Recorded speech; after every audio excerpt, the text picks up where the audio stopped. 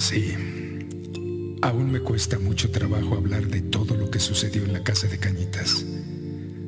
Sé que ha pasado mucho tiempo, pero el volver a describir lo que pasó, todo lo que vivimos y sentimos, es algo que definitivamente puede más de lo que el tiempo puede borrar. Y más aún, sabiendo que aquellos que vivimos esa terrible experiencia ya no estamos juntos. Los extraño mucho. Sobre todo a ti, Sofía. Me haces mucha falta. Sabes que te seguiré al más allá. Donde quiera que estés, te amaré siempre. Bueno, Sofía y yo vivíamos muy a gusto en la casa de Cañitas en el año de 1982. Con nosotros estaban viviendo mis hermanitos Luis, de 14 años, y Jorge, de 12. Yo trabajaba en ese entonces en una tienda de telas y llevaba una muy buena amistad con Fernando, mi jefe inmediato. Si mal no recuerdo, a principios del mes de abril llegaron a la casa mi hermana Norma y su novio Emanuel. Norma se acababa de separar de su esposo y nos pidió que si podían quedarse un tiempo a vivir con nosotros. Me dijo que solo mientras terminaban los trámites de su divorcio, pues querían casarse lo más pronto posible. No tuvimos ningún inconveniente, pero curiosamente, a los pocos días, Fernando me comentó que tenía problemas con las personas que le rentaban la casa en donde vivía y obviamente yo le ofrecí que si quería podía quedarse con nosotros mientras conseguía otro lugar. Tal parece que el destino nos iba reuniendo. ¿Quién sabe por qué? Tal vez para poder descargar toda esa maldad y todos los horribles eventos que estaban por venir. Parecía como si algo o alguien nos hubiera escogido a nosotros para vivir esta trágica y terrible pesadilla. Aún no sé exactamente cuándo comenzó todo, pero recuerdo que al poco tiempo de que llegó Norma a la casa, platicaba mucho de un novio que había tenido en la secundaria y que se había matado en un accidente. Al principio creí que lo hacía para darle celos a Emanuel, pero cuando supe de plano que estaba buscando a una bruja de esas que leen las cartas, me percaté que ya no era un cuento, que se estaba obsesionando demasiado con eso. Un día, Fernando me comentó que había acompañado a Emanuel y a Norma a ver a una bruja que se llamaba Margarita. Un día fuimos a la casa de mi papá, que hacía mucho tiempo que no sabíamos nada de él, pero nunca nos abrió nadie. Él vivía por el rumbo de Ciudad Satélite y justo cuando veníamos de regreso, como a las 11 de la noche, a la altura de las torres de Satélite, Norma nos dijo que era precisamente ahí donde el tal novio se había matado. Yo estaba harto de todo ese cuento y muy enojado. La desmentí delante de Emanuel. Le dije que ya le parara, que todo eso era pura mentira, que no era cierto. Cuando íbamos a la altura de Tacuba, justo frente al Panteón Sanctorum, súbitamente Norma detuvo el carro, se bajó y me pidió que manejara. Nos dijo que se sentía muy nerviosa y que ya no quería manejar. Se sentó en el asiento de atrás y se cubrió la cara con las manos. Emanuel se acercó para abrazarla, pero ella no hizo ni el menor intento por corresponderle. Al llegar a la casa, Sofía ya nos estaba esperando en la puerta. Nos preguntó que cómo nos había ido, pero inmediatamente notó lo extraña que venía Norma. Ellos se metieron y yo me quedé platicándole a Sofía lo que nos sucedió en el camino de regreso. Cuando entramos a la recámara, ya estaban todos sentados en la cama escuchando a Norma. Nos contó que mientras venía manejando, un cuervo le venía picoteando el parabrisas del auto. Todos empezamos a reír y a hacerle burla, menos Sofía, que mientras consolaba a Norma, nos sugirió regar agua bendita por toda la casa, solo por si las dudas. Mientras Sofía regaba el agua bendita, empezó a bajar drásticamente la temperatura. Comenzamos a sentir mucho frío. Nos volteamos a ver. Simultáneamente, percibimos un olor muy fuerte y muy feo, como a excremento. Nadie dijo nada, Solo nos veíamos asombrados. La verdad es que reflejábamos mucho miedo. Se sentía el ambiente muy pesado.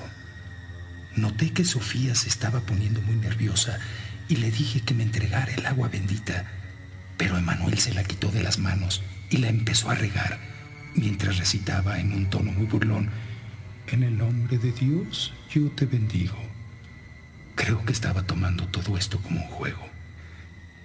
Cuando entró Emanuel a la recámara, escuchamos claramente cómo se estrelló la botella del agua bendita en el piso. Lo vimos salir corriendo hacia la cocina y corrimos detrás de él. Cuando lo alcanzamos, tenía las manos sobre la cara y sus ojos reflejaban mucho asombro, mucha incredulidad, mucho miedo. Solo repetía: «No es posible, no es posible». Para entonces estábamos ya muy asustados. Traté de calmarlo y él me apretaba las manos y me miraba fijamente a los ojos, pero no podía hablar, no podía hablar. Pasaron como 5 minutos para que se calmara y nos dijera lo que había visto. Nos dijo que al entrar a la recámara vio a una mujer vestida de negro y flotando como a unos 10 centímetros del suelo, que sus pies no tocaban el piso. Su ropa se veía muy deteriorada y desgastada, como roída por el tiempo. Tenía su cabello largo, muy largo, blanco y mugroso, que le tapaba casi todo el rostro. Estaba encorvada, con la cabeza agachada hacia abajo, pero su mirada estaba viendo hacia el frente, mirando fría y fijamente a Emanuel. Al escuchar esto, sentimos cómo un escalofrío nos recorría toda la espalda y decidimos dormir todos juntos en la misma recámara. 3 semanas después de lo que ocurrió con Emanuel, yo pensé que Norma ya se había olvidado del supuesto novio muerto, pero otra vez volvió con lo mismo. Fernando comentó que para salir de dudas y saber qué diablos era lo que en realidad pasaba con el supuesto muertito, intentaran comunicarse con él por medio de una ouija que tenía su hermano. Obviamente yo no se los permití, pero al día siguiente, mientras yo estaba en el trabajo, decidieron ir por la famosa ouija, pero el auto curiosamente no quiso prender. Norma, en su terquedad, le llamó a una amiga para que los llevara por la tabla. Ella los llevó por la ouija a la casa del hermano de Fernando, y fue entonces cuando les dijo que para que funcionara mejor, la tenía que curar una bruja. Después de recogerla, se dirigieron a la casa de la bruja Margarita. Al principio no quería curarla, pero le insistieron tanto que finalmente lo hizo. Les advirtió que era bajo su propio riesgo y que por nada del mundo la fueran a utilizar después de las 6 de la tarde. Ese mismo día se juntaron Fernando, Norma y Emanuel a jugar con la mentada tabla y no hicieron caso de lo que la bruja Margarita les había dicho. Iniciaron el juego a las 7 de la noche y fue así como empezó esta increíble y verdadera pesadilla.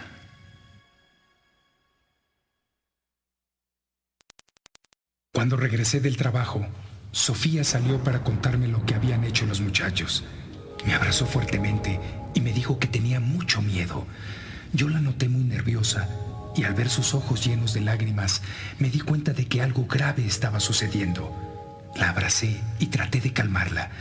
Empezó a decirme que Norma se puso la tabla en las piernas y comenzó a moverla mientras ella iba apuntando en un cuaderno. Todo lo que la tabla decía eran puros insultos. Desdobló un papel que traía en sus manos, donde tenía escrito todo lo que les había dicho la ouija. Déjame en paz. Siempre he estado contigo. Yo no soy novio ni de tu puta madre. No te hagas pendeja, maldita perra. Apreté el papel y lo dejé caer de mi mano. Inmediatamente volví a abrazar a Sofía, que no paraba de llorar, y entre sollozos me dijo que Norma siguió forzando a la tabla y hasta le pidió a Emanuel que se pusiera al otro extremo para moverla. Le preguntó que quién era y la ouija le contestó: no te va a gustar saber quién soy, perra. Siempre voy a estar contigo y también con el pendejo de Emanuel. En ese momento, Emanuel cerró los ojos y empezó a convulsionarse. Se cayó al piso y cuando se acercaron para ayudarlo a ver qué es lo que le pasaba, abrió repentinamente los ojos y se levantó bruscamente apretando el cuello de Norma para ahorcarla. En sus ojos se veía mucho odio y sus pupilas estaban contraídas, muy contraídas. Su rostro temblaba por la fuerza con la que estaba ahorcando a Norma.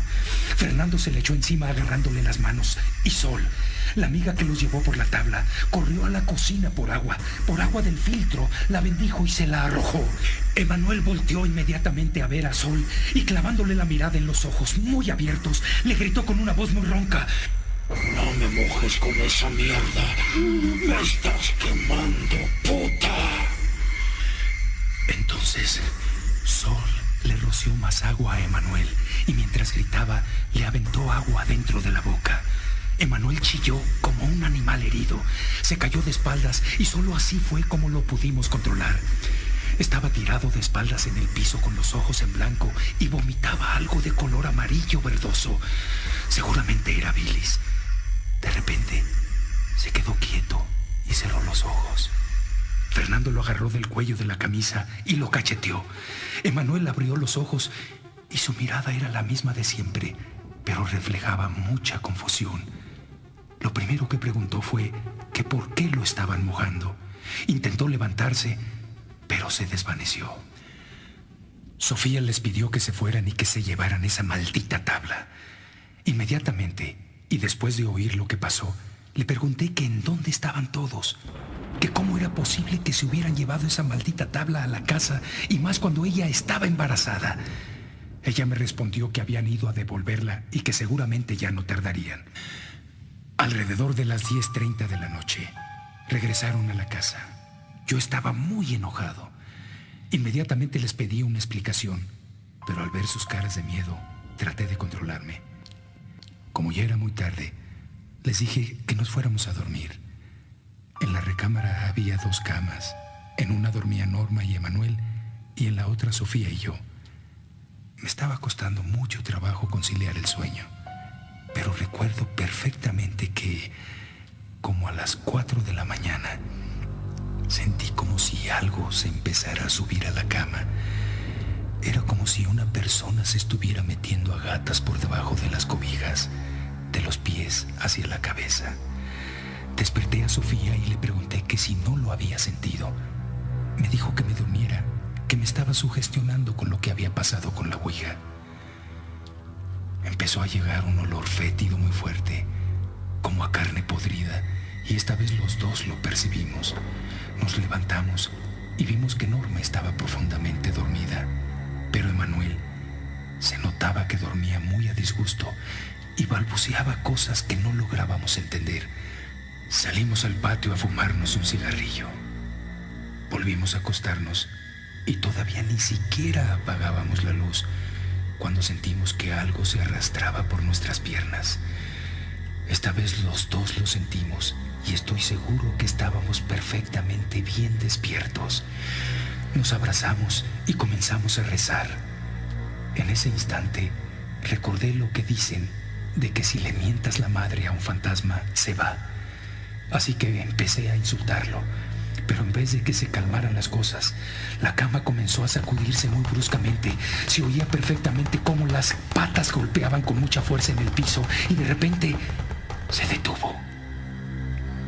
No habían pasado ni 5 segundos cuando sentimos claramente cómo la cama comenzó a elevarse y a flotar como a unos 20 centímetros del suelo. Se balanceaba de un lado a otro muy lentamente, como si estuvieran formando círculos. Le gritamos a Norma y a Emanuel para que nos ayudaran, pero no despertaron. Emanuel seguía balbuceando cosas, pero esta vez lo hacía mucho más fuerte, como si estuviera rezando. Saltamos de la cama y salimos corriendo de la casa. Esa noche dormimos, si es que se puede decir así, en un hotel que está cerca del circuito interior. Ya de día, regresamos a la casa y encontramos a Fernando sentado en la sala con un gesto de preocupación en la cara. Nos dijo que en toda la noche había escuchado ruidos muy extraños, como si estuvieran rasguñando y empujando la puerta de su cuarto, pero no se podía despertar. Le pregunté que en dónde estaban Emanuel y Norma, y me respondió que no los había visto. Entramos a la recámara, pues pensamos que seguían durmiendo, y nos extrañó mucho ver a Emanuel sentado sobre la cama, con las piernas cruzadas y con la cabeza agachada. La espalda la tenía encorvada hacia abajo y sus brazos los tenía completamente sueltos, como si fueran dos pedazos de trapo colgando. Norma estaba parada frente a él, viéndolo muy confundida. Nos dijo que estaba así desde hacía 2 horas y que no se había movido para nada. Le grité que ya no estuviera payaseando, que qué diablos le pasaba. Él únicamente levantó la mirada hacia donde yo estaba. Me miró fijamente con mucho odio, como lo había descrito Sofía el día de la ouija. Sus pupilas eran muy pequeñas y su rostro se veía tenso y tembloroso, como si estuviera resistiendo mucha presión. Sin hacer ninguna expresión, solamente moviendo sus labios, respondió con una voz muy ronca y rasposa: A mí no me pasa nada, imbécil. Se levantó y salió de la recámara. Al rato lo encontramos sentado en la banqueta de la calle sollozando y preguntándose con las manos en la cara: ¿qué me pasa, Dios mío? ¿Qué me pasa? Con el paso de los días, aparentemente las cosas se fueron normalizando. Un día en el trabajo conocí a Evaristo, un muchacho que tocaba música cristiana en una iglesia, y me comentó que su guitarrista estaba enfermo. Le dije que yo tocaba la guitarra y me invitó a tocar con ellos el próximo domingo. Quedó de pasar por nosotros a las 9 de la mañana. Llegó el domingo y Evaristo llegó por nosotros 10 minutos antes. Le presenté a todos y nos subimos al carro. Preguntó que si conocíamos por dónde quedaba la dirección. Emanuel le respondió que más o menos tenía idea y se ofreció a manejar. Pasaron como 25 minutos y de repente, casi al llegar al lugar, Emanuel detuvo el carro y dijo que mejor no quería ir. Sin dar más explicación, se bajó del carro y se fue. Todos nos quedamos muy extrañados, y más cuando al llegar al lugar vimos que se trataba de una iglesia. Al terminar la misa, mientras guardaba mis cosas, Evaristo me preguntó el por qué Emanuel había actuado así. Le respondí que en realidad no sabía lo que le pasaba y le empecé a platicar todo lo que estaba sucediendo en la casa. Se quedó muy sorprendido y me sugirió que platicara con el pastor de la iglesia. Al día siguiente fui a platicar con el pastor, que ya me esperaba y había citado a otras personas a escuchar mi relato. Todos estuvieron muy atentos a lo que les decía. Me hicieron muchas preguntas acerca de lo mismo y luego me pidieron que los dejara solos un rato para deliberar algunas cosas. Después de un rato, me dijeron que si podían ir a rezar al día siguiente a la casa. Yo acepté con mucho gusto, pues tenía la esperanza de que las cosas se solucionaran. El pastor me pidió que tuviéramos mucha fe en Dios. Sacó una Biblia de un cajón y me la regaló. Me dijo que la mantuviera siempre abierta en el Salmo 91. Al día siguiente, por la mañana, mientras desayunábamos, volvimos a comentar sobre la visita del pastor. Estábamos platicando muy contentos y de repente se levantó Emanuel con la cabeza inclinada hacia abajo y sin mirada clavada en nosotros, y dijo en forma muy irónica y burlona: Pobres pendejos. Nunca van a parar lo que ustedes mismos empezaron. Se puso las manos en la boca, como tratando de aguantarse la risa, y se salió corriendo de la casa.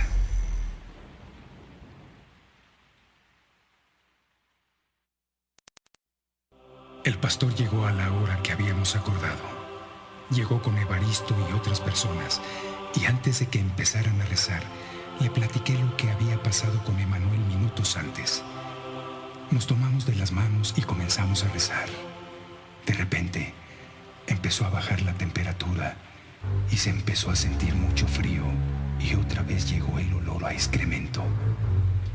Recuerdo perfectamente bien las palabras del pastor. Dios santo, derrama tu sangre preciosa en esta casa, en este momento, y arroja al espíritu de las tinieblas que se ha rebelado contra tu voluntad, desafiando tu corazón, Señor. En ese momento empezaron a vibrar los vidrios suavemente. Se cerraron todas las puertas de la casa, azotándose muy fuerte y de golpe, una tras otra. Se escuchaba como si rasguñaran las puertas y algo subiera por las paredes. Sentimos como un viento frío se arrastraba por el piso, deslizándose sutilmente entre nuestras piernas hasta la altura de las rodillas. De repente, una de las ventanas de la sala tronó muy fuerte. Se rompió y los pedazos de vidrio cayeron encima de nosotros. Parecía como si alguien hubiera salido corriendo, despavorido de la casa. El pastor volteó a donde estaba la Biblia y abrió los ojos muy sorprendido. Sin decir nada se hincó y se puso a rezar. Todos volteamos para ver qué era lo que había visto, y lo que vimos realmente fue sorprendente. La Biblia inexplicablemente estaba sangrando. Las personas que iban con el pastor se hincaron inmediatamente y nosotros no supimos qué hacer. El pastor se volteó y nos dijo que ya no nos preocupáramos, que lo que haya sido ya se había ido. La sangre del Señor nos había protegido y había alejado todo el mal. Nos abrazamos y no pudimos contener el llanto. Yo abracé al pastor y le di las gracias. Vamos a comentar sobre la visita de seguirse. Estábamos platicando que regresaran las cosas extrañas. No dudara en llamarle, que ya sabía en dónde localizarlo o que lo buscara por medio de Evaristo. Emanuel regresó a la casa horas más tarde. Ya todos estábamos dormidos.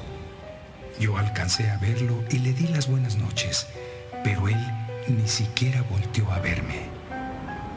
Cerca de las 5 de la mañana, Fernando me despertó diciéndome al oído que Emanuel no paraba de reírse a carcajadas desde hacía un buen rato. La verdad, yo estaba profundamente dormido y no había escuchado nada. Me levanté y junto con Fernando nos acercamos con mucho cuidado para no despertarlo y así poder ver qué era lo que tenía. Él estaba completamente dormido. Sus párpados se movían por la profundidad del sueño y entre sollozos lanzaba carcajadas de repente. Nosotros lo observábamos agachados como a unos 20 centímetros de su cara. De repente, abrió los ojos y nos miró como si todo el tiempo nos hubiera estado observando. Apretó los dientes y nos gritó salpicándonos la cara con su saliva. ¿Creen que es muy fácil deshacerse de mí, pendejos? No los voy a dejar ir hasta oírlos chillar como cerdos. Norma y Sofía se despertaron con los gritos de Emanuel y Fernando y yo nos caímos de espaldas por el susto. Fernando, ya muy enojado, pensando que todo eran payasadas de Emanuel, lo empujó contra la pared y lo agarró del pelo levantando el puño para golpearlo. Emanuel reaccionó y su mirada era otra vez la misma de siempre. Estaba muy asustado, pues no sabía por qué Fernando le quería golpear. Yo detuve a Fernando y Emanuel de nuevo nos dijo que no recordaba nada. Fernando lo agarró apretándole el cuello y le dijo que ya dijera la verdad. Después de escuchar todo esto y al ver la angustia de Emanuel, decidimos llamarle al pastor, pero no contestaba nadie. Insistimos todo el día, pero nunca contestó. Entonces llamamos a Evaristo para ver si él sabía algo, pero cuando contestó, noté su voz muy extraña, con mucha angustia. Me dijo que teníamos que vernos lo más pronto posible, pues algo terrible había pasado. Nos vimos una hora más tarde en un café de Tacuba y cuando llegó lo noté muy impresionado. Se sentó, me tomó de las manos y me dijo que el pastor había muerto. Yo sentí un escalofrío por todo el cuerpo y le pregunté que cómo era posible. Él me respondió que la misma noche en que fueron a rezar a la casa, extrañamente, cayó del ático de la iglesia. Lo curioso es que todas las noches subía allí y además había un barandal con el cual era prácticamente imposible que hubiera sido un accidente. Definitivamente alguien o algo lo había aventado.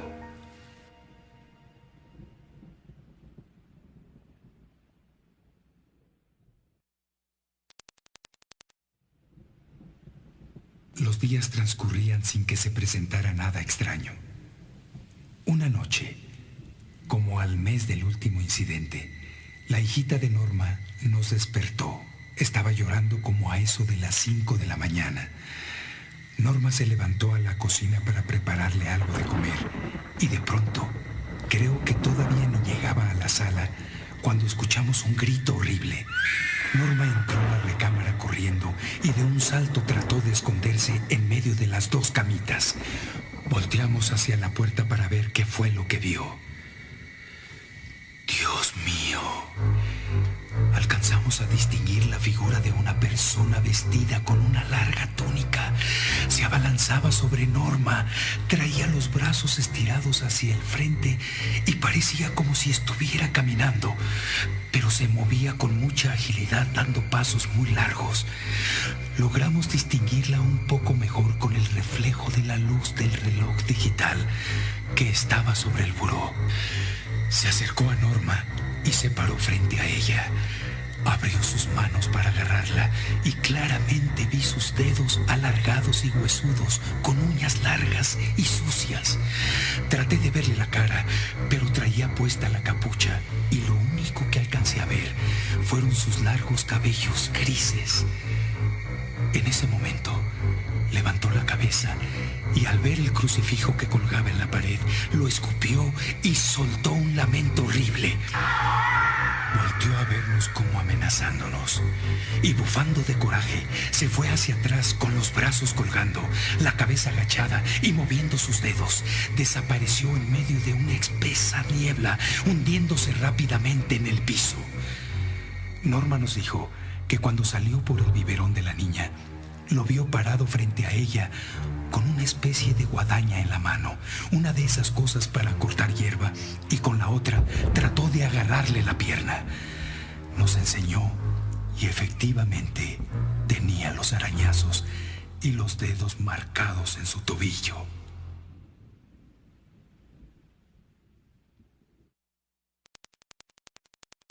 Bueno, decidí recoger a mis hermanos y dormir en otro lado. Fernando le comentó a su mamá que si nos podíamos quedar en su casa al menos por una noche, y ella muy amablemente le dijo que sí.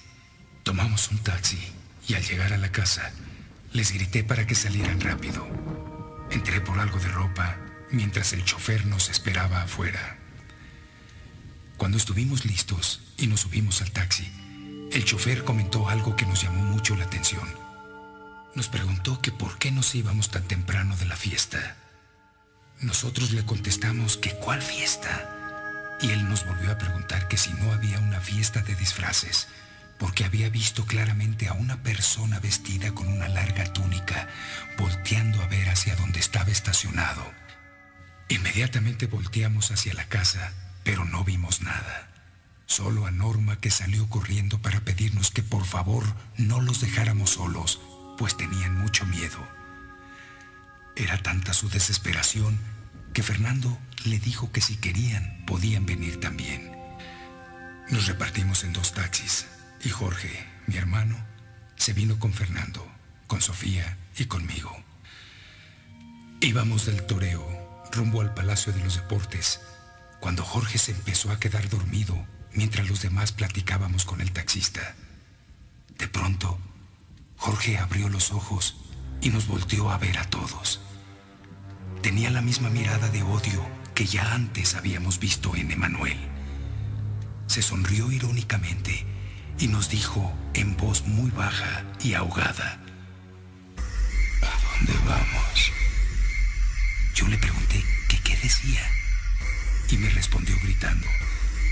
dónde vamos, puta madre? Todos nos quedamos muy sorprendidos. El taxista solo volteaba a vernos por el retrovisor y manejaba más rápido. Sí, soy yo, pendejos. Pensaban irse sin mí.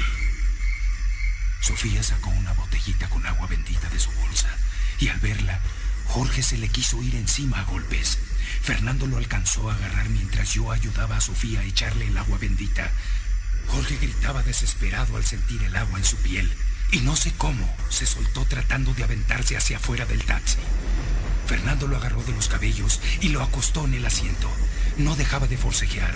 Nos sentamos arriba de él agarrándole las piernas y las manos, mientras nos escupía y nos insultaba. El taxista no dijo ni una sola palabra. No sé cuánto tiempo pasó, pero por fin llegamos a la casa de la mamá de Fernando. Los otros ya nos estaban esperando y al ver el escándalo, corrieron a ayudarnos. Cuando Jorge vio a Norma, la señaló con el dedo índice y le gritó: Te voy a matar, perra. A ti y a todos estos pinches ojetes. Sofía le volvió a arrojar agua bendita y Jorge se desmayó. La familia de Fernando estaba afuera viendo todo el escándalo. Jorge reaccionó momentos después sin recordar absolutamente nada. La mamá de Fernando, después de ver lo que pasaba, le dijo que él se podía quedar, pero que nosotros definitivamente nos fuéramos de ahí. Nos fuimos a meter a un café mientras decidíamos qué hacer, pues no teníamos a dónde ir, y a la casa de Cañitas. Definitivamente esa noche no volveríamos. En el tiempo que estuvo Sofía en la casa de Sol, me comentó que su suegra era una de las mejores brujas de Catemaco, un pueblito que está cerca de Veracruz. Después de platicarle lo que había pasado, nos comentó que su suegra le había dicho que efectivamente había un espíritu que por medio de la ouija, por la hora en que se jugó y sobre todo por el lugar en que se utilizó, fue invocado y por la forma como estaba actuando, se trataba de un espíritu sumamente agresivo o definitivamente de un demonio. Que tuviéramos mucho cuidado, pues no descansaría hasta acabar con nosotros. Es por eso que se posesionaba de Jorge y Emanuel, pues quería afectarnos primero psicológicamente para luego matarnos. Para acabar con él, según le dijo a Sol, teníamos que prender un anafre con carbón, alumbre y chile. Deberíamos hacer un fetiche con pedazos de ropa de cada uno de nosotros y quemarlo. Tendríamos que pasarlo por toda la casa como si estuviéramos fumigando, mientras alguno de nosotros caminaba detrás leyendo el Salmo 91. Todo esto tenía que hacerse antes de las 6 de la tarde.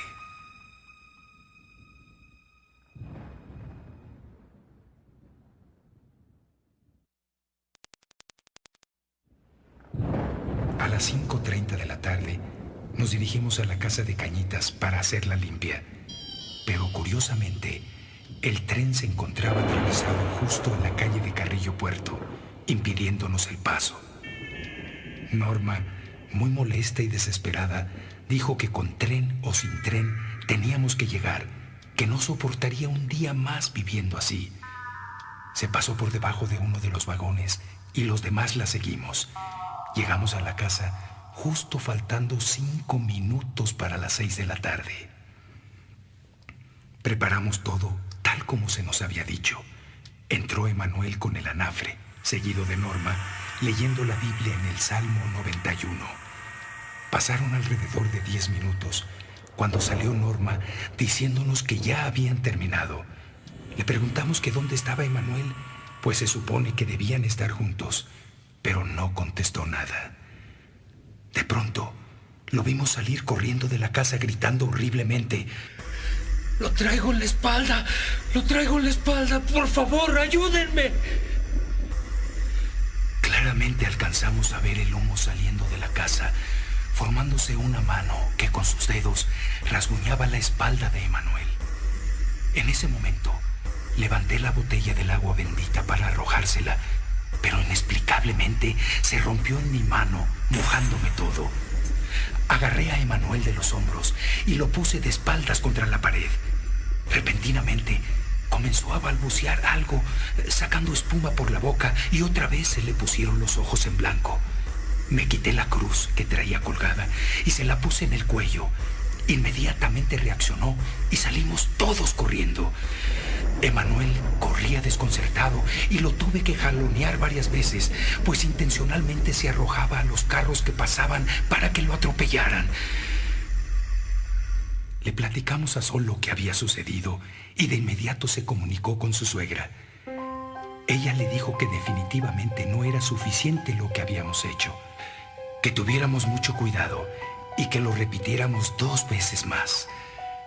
Y después de la última limpia, arrojáramos el anafre con las cenizas lo más lejos posible, pues la primera persona que pasara por ese lugar podría llevarse el espíritu con ella.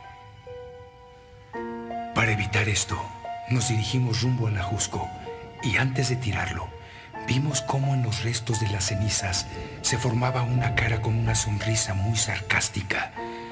Al verlo, Norma se fue corriendo, pues no aguantó las ganas de vomitar. Con el paso del tiempo, las cosas volvieron a su normalidad.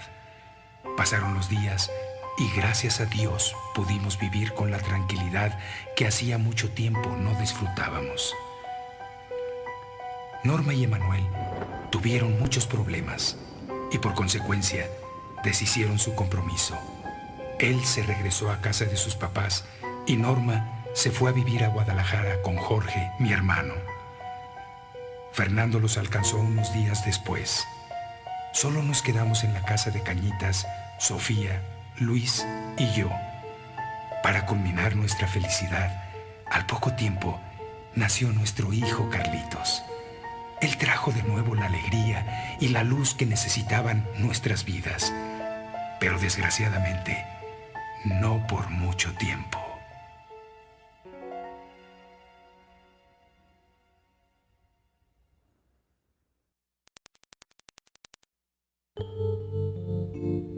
Vivimos muy tranquilos los siguientes 3 años. No volvimos a presenciar ningún suceso extraño y finalmente decidimos no volver a tocar el tema. Todo estaba ya enterrado en el pasado. Pasó el tiempo y en una ocasión Sofía, Carlitos y yo salimos al centro de compras y nos encontramos al esposo de Sol. Nos dio mucho gusto verlo y nos dijo que hacía poco se habían separado. Y cambiando de tema, nos preguntó que cómo iban las cosas en la casa. Le dijimos que ya no habíamos tenido problemas al respecto y nos advirtió que por favor tuviéramos mucho cuidado, pues según le había dicho su mamá, que habría posibilidades de presentarse de nuevo los extraños sucesos en un lapso de 10 años, pues el demonio no había sido destruido.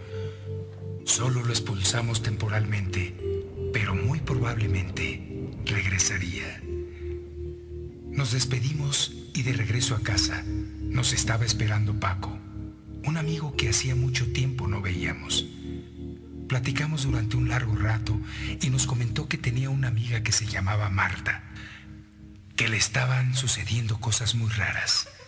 Aparentemente, se estaban presentando los mismos fenómenos que habíamos sufrido, por lo que Sofía y yo nos ofrecimos a ayudarle. Le hablamos por teléfono y nos pusimos a sus órdenes. Al día siguiente, me llamó muy alarmada, ya que los fenómenos estaban afectando no nada más a ella, sino también a sus hijos. Me apresuré y al llegar a su casa, me estremecí al reconocer aquel asqueroso olor a excremento y el frío que calaba hasta los huesos. Mientras la recorría, sentí claramente como si alguien fuera caminando tras de mí. Puedo decir que esa presencia ya me era conocida. Le pedí a Marta que comprara el anafre y todo lo necesario. Quedamos en hacer la limpia 2 días después, pues yo quería llamar a Guadalajara a mi hermano Jorge para que nos ayudara. De alguna manera, él había ya vivido esa experiencia. Además, teníamos el compromiso moral de ayudar a quien estuviera en la misma situación, así como el esposo de Sol y su mamá nos ayudaron a nosotros. 2 días después, llegamos a casa de Marta. Desde afuera se percibía el olor y la pesadez, como si alguien observara todo lo que hacíamos. De pronto, se fue la luz en toda la colonia. Sin dejar de rezar, prendimos unas velas y volteamos a ver a Jorge. Lo vimos cómo apretaba fuertemente la Biblia, pues parecía que alguien se la quería arrebatar de las manos. Repentinamente, se quedó todo en silencio. No sé cómo ni por qué dejamos de rezar. Nos miramos a los ojos y se empezó a sentir mucho más fuerte el olor, el frío y la presencia de alguien en el cuarto. En medio de ese gran silencio, escuchamos un jadeo justo frente donde estábamos parados. Sentimos una corriente de aire helado y de golpe se apagaron las velas. A tientas, saqué de mi bolsa un encendedor para prenderlas de nuevo, y en ese momento, con la débil llama del encendedor, en medio de la oscuridad, Dios mío, no lo podía creer. Estaba justo frente a mí. Alcancé a ver el brillo de sus ojos mirándome fijamente y la cara cubierta con su túnica. Salí corriendo despavorido. Detrás de mí venían los demás que también lo habían visto, solo que a mayor distancia. De pronto se escuchó un estruendo impresionante y los vidrios de la casa se estrellaron. No podíamos hablar. Nadie dábamos crédito a lo que acabamos de presenciar. Resultaba increíble que aquello que había estado habitando en nuestra casa volviera a aparecer de esta forma. Coincidentemente, Marta también conocía a la bruja Margarita, y en ambos casos, la bruja había estado involucrada directa o indirectamente con el fenómeno. Ese mismo día, decidimos buscar a la bruja, y cuando llegamos a su casa, ubicada en una vecindad muy vieja atrás de Garibaldi, Marta nos llevó exactamente al cuarto donde había estado platicando con ella una semana antes. Tocamos la puerta durante largo rato, pero nadie nos abrió. Dedujimos que no se encontraba, pero cuando nos disponíamos a irnos, se acercó una vecina y nos preguntó que a quién buscábamos. Le respondimos que a la señora Margarita. Al escuchar esto, se nos quedó viendo muy extrañada. Nos dijo que la persona que vivía ahí, efectivamente, se llamaba Margarita y que practicaba la brujería. Pero esa señora hacía más de 30 años que había muerto. Sin poder reaccionar, nos quedamos helados de la impresión. ¿Cómo era posible que una semana antes Marta había platicado con ella y la descripción que nos estaba dando la vecina coincidía perfectamente con la persona que habían conocido Jorge y Norma? Durante el regreso a casa, nadie habló una sola palabra. Esa noche caímos rendidos, y más por tantas impresiones que habíamos recibido durante el día. Pasamos una noche muy inquieta, llena de extraños presentimientos y confusiones. Pasó el tiempo y nunca más volvimos a saber nada de Marta ni de su familia. Las cosas iban de maravilla, éramos muy felices y la tranquilidad en la que vivíamos era increíble. Económicamente nos estaba yendo muy bien.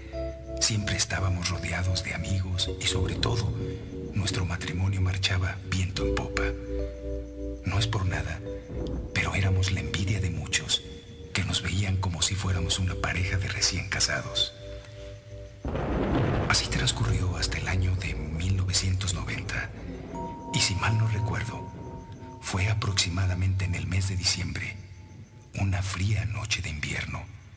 Sofía se despertó muy exaltada, no paraba de llorar, Cuando se calmó, me dijo que había tenido un sueño muy extraño. Me contó que una mujer vestida de negro se le acercó y le dijo al oído que ya estaba de regreso, que se fuera preparando porque iba a acabar con ella, con Emanuel y con Fernando. La abracé y le dije que solo había sido una pesadilla, que no había razón para alarmarse. Pasaron como 2 semanas y empecé a notar muy rara a Sofía. Comenzó a bajar de peso y tenía una tos muy fuerte. Por los síntomas, pensamos que se trataba solo de un simple resfriado. De cualquier manera, la llevé a un laboratorio para que le realizaran unos análisis. Una tarde, sonó el teléfono. Contesté y era Norma. Después de saludarme, me dijo que el motivo de su llamada era para informarme que hacía 2 días habían asesinado a Fernando, que estando en medio de una riña le habían dado 2 tiros en la cabeza. Sentí como un escalofrío me recorrió toda la espalda. No supe qué contestarle y colgué. Cuando se acercó Sofía, me preguntó: «Murió Fernando, ¿verdad?». Yo asentí con la cabeza y la abracé. Comenzó a llorar y me dijo que tenía mucho miedo, que la cosa esa había regresado y que estaba empezando a cumplir lo que había prometido. Le comenté que solo había sido una coincidencia, que se calmara y que no se sugestionara, aunque debo confesar que el miedo se empezaba a apoderar de mí, pues muy dentro sabía que tal vez Sofía tenía razón y me daba pánico pensar en perder a la persona que más amaba en esta vida, a mi compañera, a mi Sophie.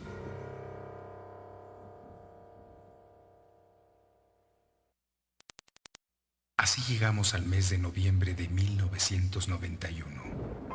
Sofía se encontraba ya muy mal de salud. Se veía muy delgada y demacrada. Había bajado más de 10 kilos en los últimos meses. En nuestra desesperación visitamos a curanderos y herberos, pero nadie sabía exactamente qué era lo que tenía. Parecía como si toda su energía, todo su ánimo y todo su optimismo se lo estuvieran robando. Nuestras vidas se habían convertido en una angustiosa rutina. Un día, recién habían pasado las fiestas de Halloween, fue a visitarnos Jorgito, un amigo de la prepa que tocaba la guitarra y que hacía mucho no veíamos. Llegó con su novia, pero notamos que venían algo enojados. Al cabo de un rato, Jorgito se levantó para subir al baño. No habían pasado ni 2 minutos cuando oímos golpes muy fuertes en las paredes y de pronto escuchamos cómo se hizo pedazos uno de los vidrios. Corrí a ver qué era lo que pasaba y encontré a Jorge tirado en el baño, con la cara cubierta de sangre. Estaba muy asustado y atontado por el golpe. Cuando Sofía lo estaba curando, nos platicó que mientras orinaba, vio una sombra moverse a través del espejo. De pronto, escuchó cómo se ponía el seguro de la puerta y al intentar abrirla, sintió como si alguien lo jalara hacia atrás, tirándole con fuerza del cabello. Lo zarandeó y lo estrelló varias veces contra la pared hasta que lo aventó hacia la ventana, rompiendo el vidrio con la cabeza. Quedó tirado en el piso, atontado por el golpe y sintiendo cómo le escurría la sangre sobre la cara. En ese momento, escuchó cerca del oído una voz tenebrosa diciéndole: «Lárgate, imbécil». Sin entender lo que había pasado, la respiración se convirtió en un grito espeluznante. «¡Lárgate!». Nos quedamos paralizados al escuchar esto y sin decir más, se fueron. Nunca más regresaron. Sofía me tomó de las manos y recordó lo que había dicho el esposo de Sol. Todo indicaba que efectivamente el demonio había regresado a tomar represalias por haberlo retado. Se puso muy mal y no podía calmarla con nada. Me dijo que en su sueño el demonio le advirtió que la iba a matar. ¿Qué podía yo decirle cuando lo que nos estaba sucediendo era tan claro? Tratando de tranquilizarnos y pidiéndole a Dios que todo fueran absurdas coincidencias, llamé a la casa de Emanuel. ¿Cuál sería mi sorpresa cuando su tía me informó que hacía 3 semanas se había matado toda la familia en un accidente en la carretera a Saltillo y que Emanuel venía manejando? No supe qué hacer y sin decirle nada a Sofía, solo la abracé. Esa misma semana nos dieron el resultado de los análisis de Sofía. Leucemia. Estaba ya confirmado. Sofía tenía cáncer en la sangre. Después de esa noticia, mi mundo se vino abajo. Con todo lo que estaba sucediendo, no había ninguna duda. El demonio había regresado. Pasó el tiempo y una noche, mientras todos dormían, me dispuse a ver la televisión. Encontré un programa que conducía Nino Canún y que trataba de encuentros con fantasmas y fenómenos paranormales. Tenía como invitados a varios expertos en la materia y yo, tratando de encontrar a alguien que me ayudara y con la impotencia de ver cómo se iba consumiendo mi esposa, en mi desesperación me dirigí de inmediato a los estudios de televisión para tratar de obtener alguna solución a mi problema. Llegué en el momento en que el público les estaba haciendo preguntas y exponiendo sus vivencias. Después de un rato y de varios intentos para que me dieran la palabra, el señor Nino Canún me permitió hablar. Les platiqué todo lo que nos había pasado y lo que estábamos viviendo en esos momentos. Nadie dijo nada y sin más ni más le dieron la palabra a otra persona del público. A los pocos minutos se acercó una señorita y me dio un papel en la mano. Decía que el señor Juan Chía quería hablar conmigo y que lo esperara al terminar el programa. Así lo hice, y cuando toda la gente se fue, en la puerta de los estudios se me acercó y me dijo que estaba muy interesado en mi caso. Me dio su tarjeta y me pidió que lo llamara la siguiente semana. Pasaron varios días y por fin localicé al señor Juan Chía. Me situó en su oficina y me dijo que por favor quería que nos juntáramos en mi casa, todos los que habíamos presenciado los extraños fenómenos. Le comenté que algunos ya habían muerto, desgraciadamente, por muerte violenta. Después de un silencio, me pidió que fuéramos los que pudiéramos. Cuando llegaron a Cañitas, entraron varias personas con cámaras de video y micrófonos para grabar toda nuestra plática. Nos juntamos Jorge, Norma, Sofía y yo. Al terminar nuestro relato, el señor Chía y los técnicos que operaban el equipo de grabación se quedaron callados. Me dijo que analizaría todo esto y que él se comunicaría después conmigo. Noté cierto escepticismo de su parte y podría jurar que en ese momento él y su equipo pensaban que éramos unos charlatanes, que tal vez buscábamos solo la forma de sacar algún provecho inventando esta historia.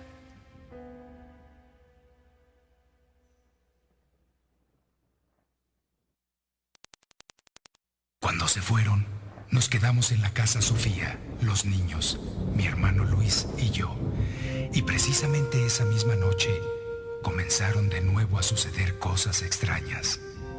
El frío, los olores, las luces que se prendían y apagaban, los ruidos, etc. Esta vez teníamos mucho más miedo que antes, pues ahora sabíamos el poder del demonio y de lo que era capaz. Me duele mucho reconocerlo, pero todas nuestras esperanzas estaban puestas en Juan Chía. Al poco tiempo, me llamó el señor Enrique Dávila, que era quien ahora había tomado el mando de la investigación. Me pidió que nos viéramos en algún lado para platicar y ponernos de acuerdo para organizar una nueva cita y hacer una reconstrucción de los hechos. De modo que sentí desconfianza, pero definitivamente, si eso nos brindaba alguna esperanza de ayudar a Sofía y de acabar con lo que habitaba en nuestra casa, valía la pena el intento. Llegó el día programado para la sesión. La sala, que es en donde se iba a llevar a cabo la grabación, estaba llena de gente que instalaba una gran cantidad de equipo electrónico, luces infrarrojas, cámaras, micrófonos y sensores de movimiento para detectar cualquier manifestación que se presentara. Comenzamos alrededor de las 11 de la noche. El ambiente era tenso y todos estábamos atentos a cualquier movimiento de la ouija. Solo se escuchaba el cantar de los grillos y el sonido del viento moviendo los árboles en la calle. Yo creo que si se hubiera caído un alfiler en ese momento, se hubiera escuchado. El tiempo pasaba y no había ninguna señal. Cerca de las 3 de la mañana, todos nos encontrábamos muy agotados y sorpresivamente, Sol pegó un grito muy fuerte y aventó la tabla. Todos salimos corriendo por el susto que nos metió, pero en realidad no habíamos visto nada. Volvimos a entrar a la casa. Sol estaba muy alterada y con los ojos llenos de lágrimas. Nos dijo que vio cómo una silueta se desplazaba por toda la casa y se le acercó y le dijo susurrándole al oído: "Aquí estoy, perra". La verdad, nadie le creyó. ¿Por qué? ¿Cómo era posible que algo se hubiera desplazado por toda la casa sin que nadie lo hubiéramos visto? El señor Dávila se retiró con toda su gente y me dijo que por favor fuera a verlo al día siguiente. Nos vimos en su oficina y me dijo que al revisar el video de lo que se había grabado en la casa, aparecía claramente una silueta desplazándose por toda la sala hasta llegar al lado de Sol. Con esto, se comprobaba que efectivamente lo que Sol había dicho era cierto. Me pidió autorización para investigar más a fondo los fenómenos que se habían manifestado en la casa de Cañitas. Dándole gracias a Dios y poniendo de nuevo todas mis esperanzas en el señor Dávila y en el señor Chía, firmé unos papeles en los cuales les autorizaba todo el poder para que procediera la investigación. Le pedí que me dejara ver el video, pero me dijo que nos lo enseñaría la próxima vez que nos viéramos, pues no tenía videocasetera en la oficina. Me despedí y me fui. Cuando llegué a casa, le platiqué a Sofía lo sucedido. Ella, aunque no me lo dijo, había perdido toda esperanza. Llegó el día y esta vez llegaron juntos el señor Chía y el señor Enrique Dávila. Mientras los técnicos instalaban el equipo, les pedimos que por favor nos mostraran el video. Los notamos un poco nerviosos y dándonos evasivas, nos dijeron que los disculpáramos, que lo habían olvidado. En fin. Esta vez la sesión empezó a las 10 de la noche. Apenas se sentaron Sol y Norma, el ambiente se tornó muy pesado. El frío y el olor a excremento también se hicieron presentes y la ouija se empezó a mover de un lado a otro como si también hubiera estado esperando ese momento. El señor Dávila de inmediato le preguntó: ¿Quién eres? Si realmente existes, preséntate. No creemos que existas. De pronto, la ouija se detuvo. Todos nos quedamos paralizados. No sabíamos cómo reaccionaría el demonio ante la actitud del señor Dávila. El silencio nos crispaba los nervios y en ese momento vimos cómo se deslizaba el indicador que sostenían Sol y Norma con las yemas de los dedos. Volteamos de inmediato a ver la tabla, que con movimientos muy rápidos escribía: No trates de retarme, pendejo. ¿Quieres que también acabe contigo y con todos tus pinches criados? Así como estoy acabando con estos cabrones. Jorge y yo cruzamos las miradas y volteé a ver a Sofía. Tenía la cabeza agachada con la mirada clavada en el piso y las lágrimas le escurrían por la cara.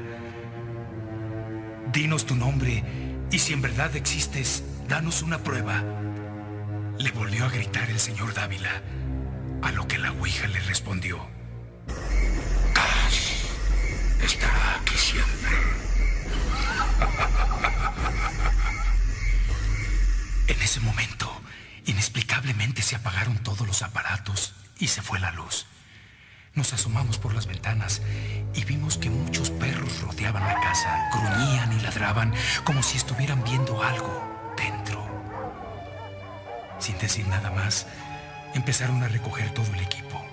El señor Dávila se me acercó, lo noté muy nervioso y muy atento. Me dijo que iba a revisar los videos y las grabaciones, que se comunicaría conmigo en cuanto tuviera algún resultado. El señor Juan Chía salió sin decir nada. Durante varios días traté de comunicarme con el señor Dávila, pero no obtuve ningún resultado. Una semana después, salí con Sophie y con los niños a pasear a la Alameda Central. Y en un puesto de periódicos, vi una revista con un encabezado que decía «Terror en la calle de Cañitas». En ese momento no supe qué hacer. Me dio mucho coraje. Yo nunca le autoricé a nadie para que publicara nada de lo que nos estaba sucediendo. Además, ¿cómo era posible que estuvieran estos tipos publicando los supuestos avances de la investigación si ni siquiera por respeto o por educación nos habían devuelto las llamadas para darnos alguna respuesta? Decidí buscar a Dávila personalmente y fui a su oficina. Cuando llegué, él iba saliendo. Me acerqué y le exigí una explicación. Me contestó con una actitud muy prepotente que desde el momento en que le autoricé la investigación, él podía publicar lo que le viniera en gana y que si tenía algún problema, que lo arreglara con su abogado. Me dieron ganas de golpearlo. Cerré los puños y no pude hacer otra cosa más que aguantar mi coraje. Regresé a Cañitas como a las 6:30 de la tarde y más coraje me dio cuando vi la calle llena de curiosos y otra bola de metiches buscando la casa.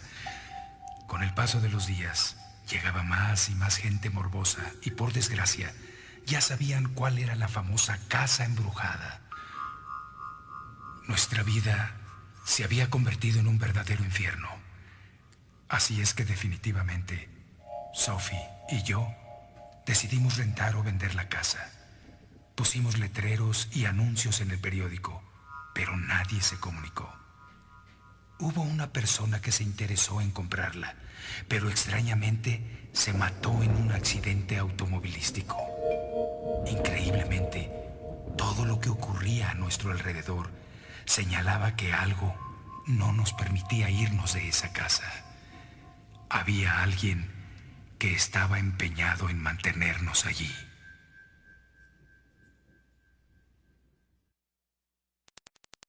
La salud de Sofía cada día empeoraba, hasta que finalmente, en junio de 1992, tuvimos que internarla en un hospital. No podía concebir la idea de seguir adelante sin ella. Era mi compañera desde siempre. Estaba desolado. No sabía qué hacer. Volví a buscar a Enrique Dávila para pedirle los resultados de la investigación, pero me contestó que todavía no terminaba, evadiendo de nuevo mi petición. Decidí entonces investigar por mi cuenta la historia de la casa y me dirigí a los archivos de la Nación para ver qué podía encontrar. Después de varios días de intensa búsqueda, encontré información de que varias de las casas ubicadas en la calle de Cañitas habían sido construidas sobre un viejo panteón, al parecer clandestino, y que frente a nuestra casa, donde ahora están unos edificios, había sido un convento donde se encontraron varios cadáveres. Además, según los registros que encontré, hay un pozo justo debajo de nuestra casa, como de 4 o 5 metros de profundidad. Con toda seguridad, el señor Dávila tenía mucho más información de lo que yo pensaba. Me dirigí a su oficina para exigirle una explicación. Le reclamé que por qué no me había mencionado nada de lo que hasta ahora sabía. Se quedó callado unos segundos y me respondió que no tenía caso, que en la investigación todo resultó hasta cierto punto verdad, pero que había cosas que no podía aclarar, que se encontraba muy confundido. Salí de ahí y me fui directo al hospital para ver a Sofía. La encontré muy demacrada, ya casi no podía hablar. Dentro de mí sentía la horrible desesperación de no poder hacer nada por ayudarla. Hablé con el doctor y me dijo que a partir de ahora Ya todo estaba en manos de Dios, que lo sentía mucho. Regresé a casa para descansar y me puse a ver la televisión. Curiosamente, estaban tratando de nuevo el tema de lo sobrenatural en el programa de Nino Canún. Pude ver que en el panel de invitados se encontraba Juan Chía, que por cierto ya no colaboraba con Enrique Dávila. Cuando pasaron el micrófono al público, una persona le preguntó qué era lo que había pasado con el caso de Cañitas, y el señor Chía, después de pensar algunos segundos, respondió que todo se trataba de un fraude, que era pura mentira y que todo lo habíamos inventado para hacernos publicidad. ¿Publicidad? ¿Pero publicidad para qué? ¿Qué ganábamos con inventar cosas? Al contrario, en nada nos beneficiaría hacer pública nuestra desgracia. No entiendo cómo una persona que había sido testigo de tantos fenómenos estuviera negándolo así. La única explicación que yo encontraba era que si se había creado la fama de escéptico, tenía que sostenerla a como diera lugar.